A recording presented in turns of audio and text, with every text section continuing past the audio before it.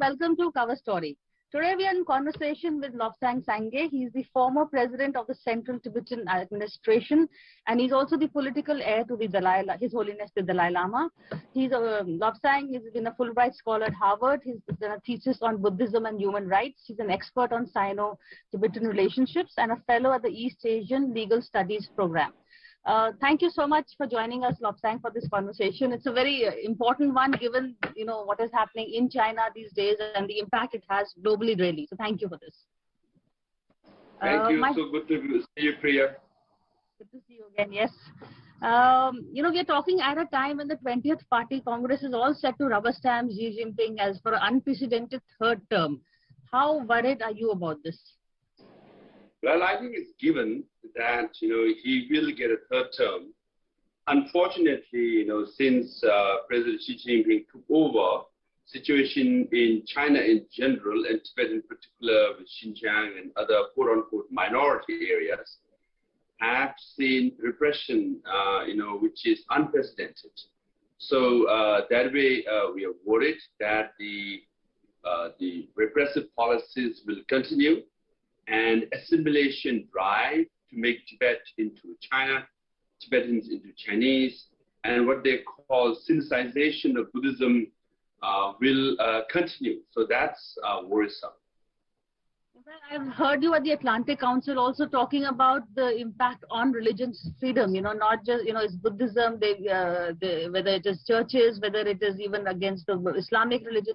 So there is a real fear that the religion will be only one God, that is Xi Jinping. Churches are being torn down, Bible quotes are being eradicated with quotes of Xi Jinping. So is China heading towards an authoritarian, where there's just one religion? Well, obviously, their religion is communism, which essentially, does not believe in religion at all, and in fact sees religion as what Mao Zedong says, an opium of the masses.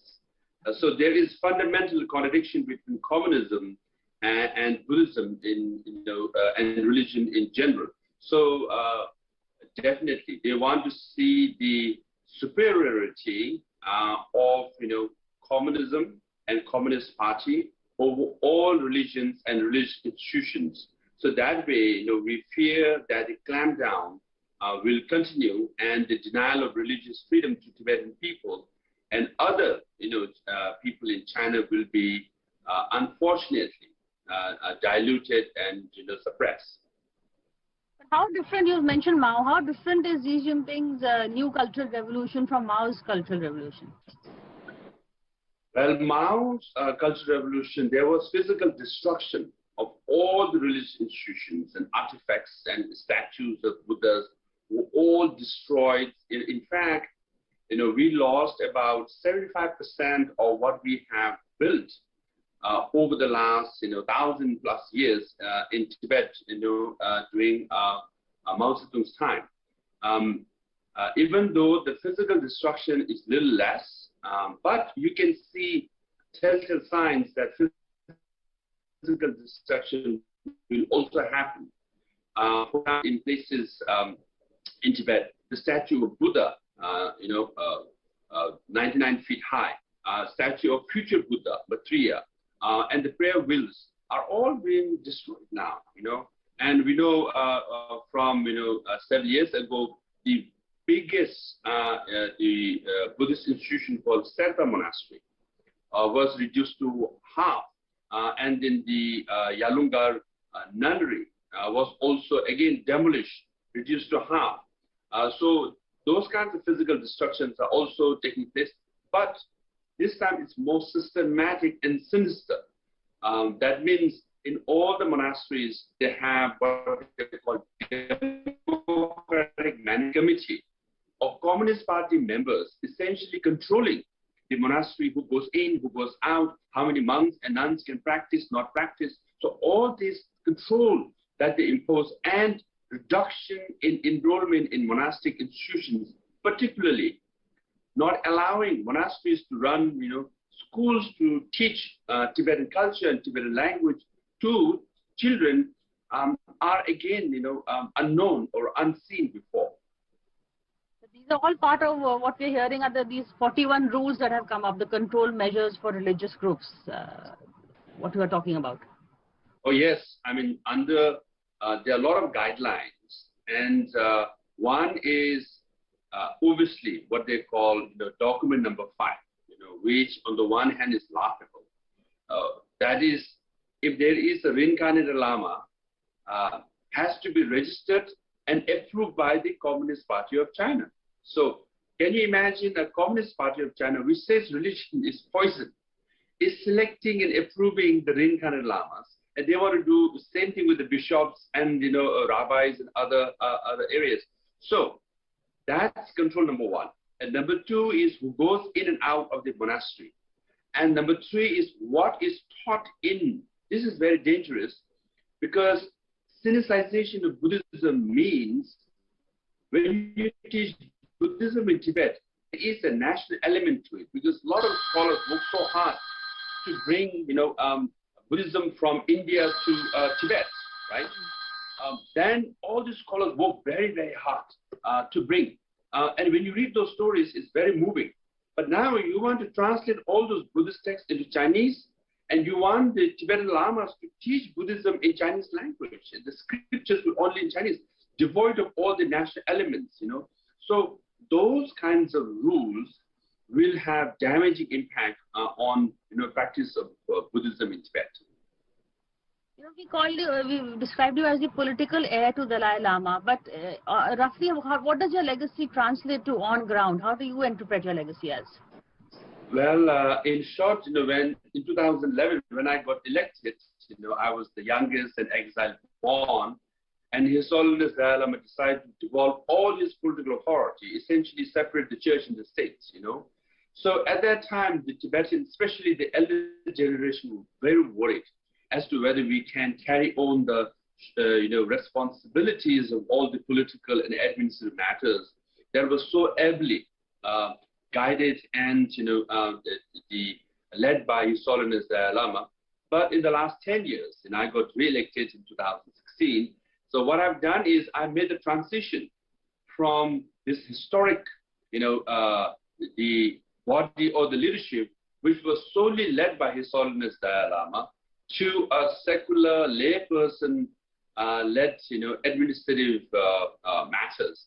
So now Tibetans are not just comfortable, so used to it, we are almost like, normal political affairs and intrigues also take place in the Tibetan society.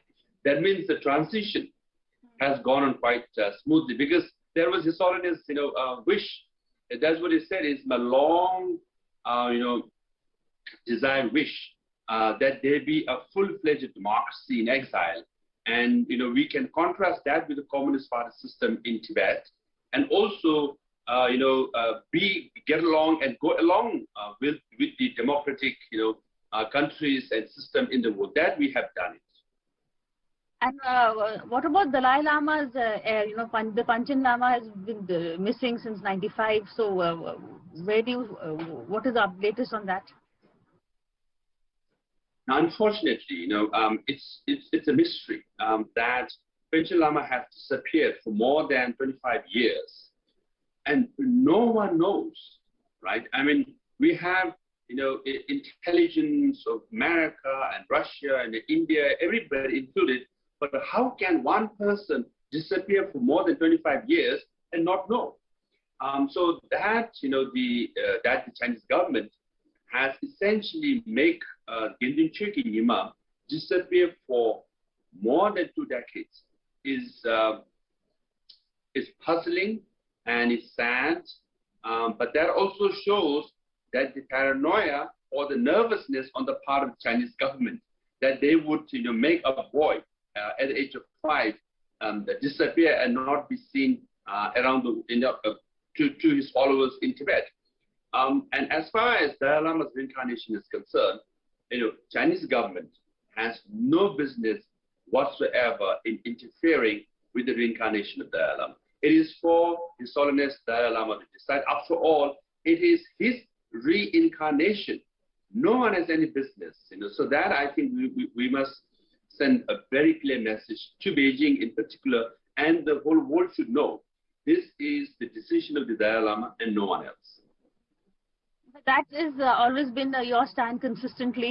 But Chinese have a way of, you use that phrase and I really liked it, elite co-opting the elite, basically trying to change mindsets by working on the intelligentsia, the religious leaders and the journalists and other opinion makers.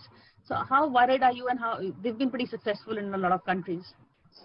Well, they will try. Obviously China is a manufacturing hub. They make a lot of duplicates, but when it comes to His Holiness Dalai Lama and whatever the Chinese government do, it will always be a duplicate, a poor duplicate.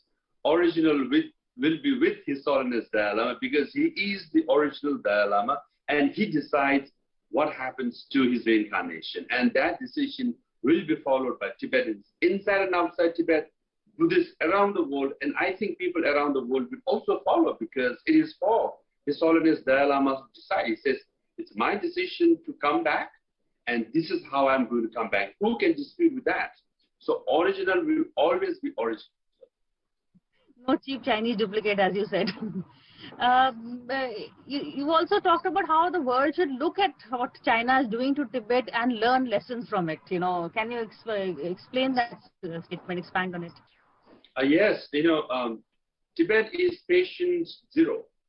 All the the policies that you see now, the Communist Party's tentacles are everywhere in the whole world. So wherever I go, whether it's Italy or Brussels or Washington, D.C., I always say the same thing. You must study Tibet very, very properly.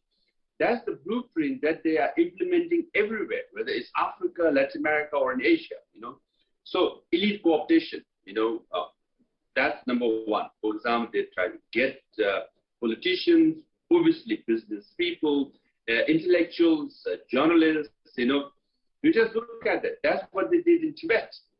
So when Chinese army invaded Tibet, some of our elite moved it. And that's what you see all over the world. So Tibet has been patient. Tibet, you understand the functions, mechanism of the Chinese government. Which are the other potential Tibets? You mentioned Nepal, Sri Lanka is a case in point also, I guess. I didn't get that Which point. are the other potential Tibets, according to you, that countries that should be worried? Well, ideologically, I think, China comes with a different ideology, different mindset, more like autocratic single-party rule, which is undemocratic, right?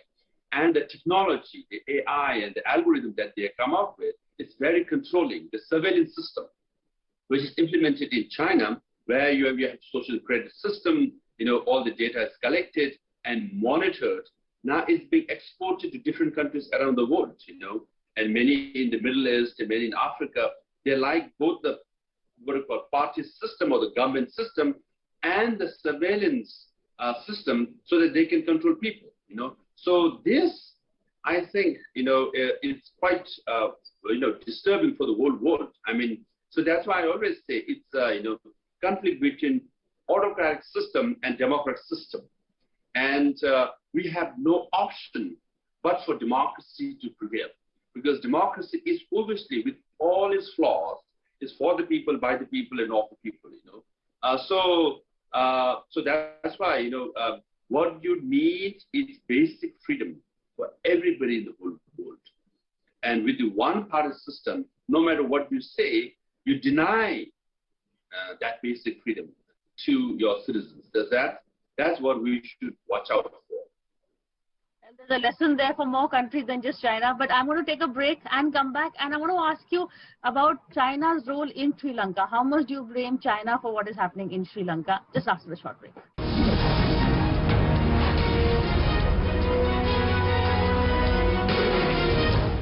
Credit card नहीं है, reject हो गया। Paisabazaar present step up card backed by an FD. तो सोचो मत, अपनी credit limit खुद तय करो, बेस्ट इंटरेस्ट रेट्स गेन करो, कार्ड भी एफडी भी। कौन कहता है रम्मी किसी स्पोर्ट से कम है? चैंपियंस तो यहाँ भी बनते हैं। रम्मी कल्चर, चैंपियंस का कल्चर। इस गेम में वित्तीय जोखिम की संभावना शामिल है और इसकी आदत लग सकती है। कृपया जिम्मेदारी से और अपने जोखिम पर खेलें।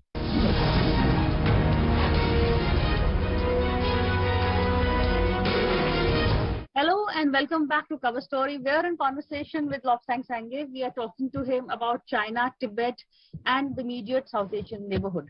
Sangay, we were talking about China's role in Sri Lanka. How much do you blame China for the collapse of the Sri Lankan economy? Well, I don't know whether there is direct for the immediate collapse of the government in Sri Lanka, because with all this inflation and lack of foreign reserve to buy gas and other food items for Sri Lankan citizens. But obviously, the Rajapaksas, the brothers were quite close to the Chinese government, I mean, but they lulled into a false sense of security that the safety net would be provided by China, and that didn't happen. So that's true. So in that sense, yes, I think they relied, like Sri Lanka, there are many other countries, which are promised lots of aid and obviously lots of help by the Chinese government.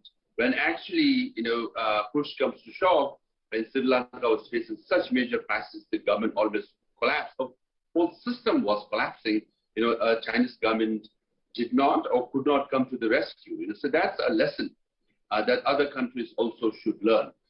So obviously there is a link, because Sri Lanka, even though it is in the domain of South Asia, in the last decade or so, decided to lean heavily towards China. And in that sense, indirectly, the consequences that you see is obviously when you heavily lean towards one country, and then the consequences that you face should be attributed to that partner as well. So having said that, other countries should also realize, and we also had some challenges in Pakistan as well, which is what they call, weather-tested friend, and all kinds of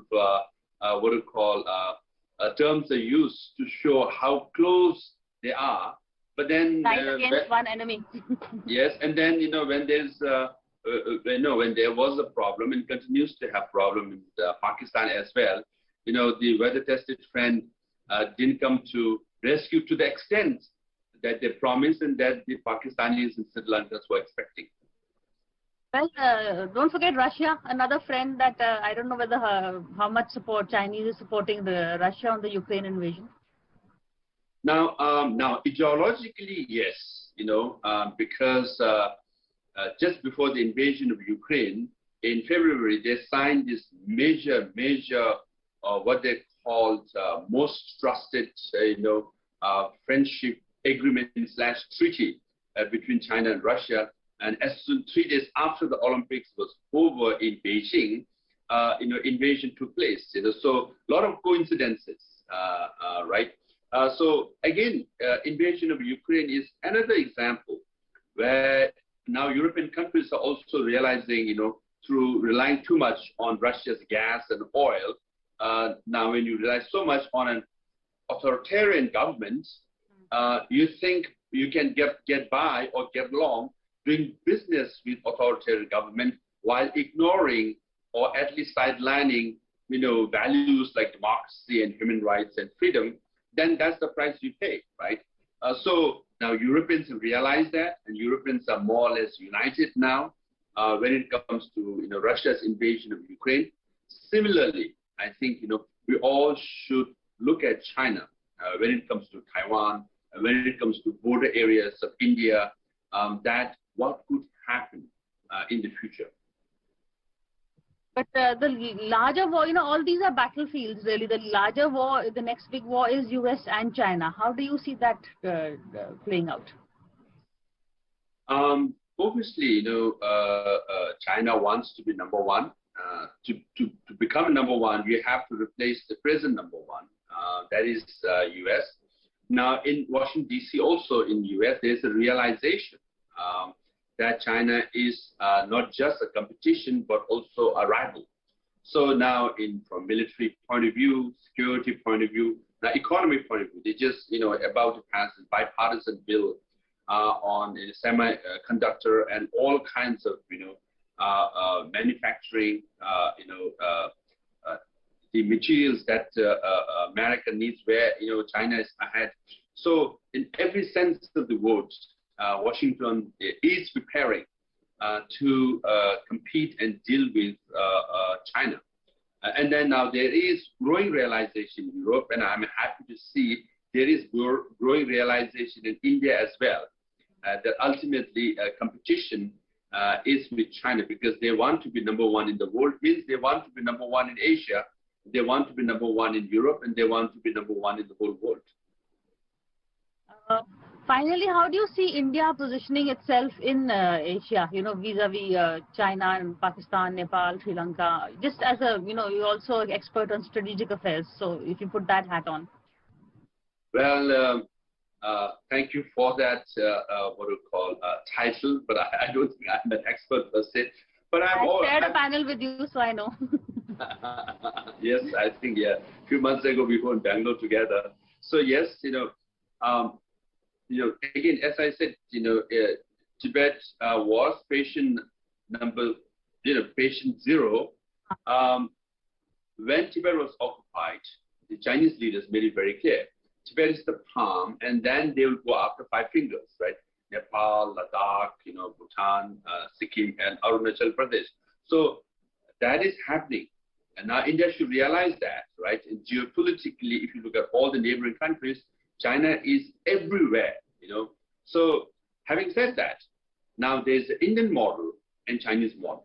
Indian model is democracy, development with democracy. China's model is development without democracy. So, so this model also in Asia are contested. And in many countries and presently follow or prefer development with democracy, the Indian model, So now there is development without democracy.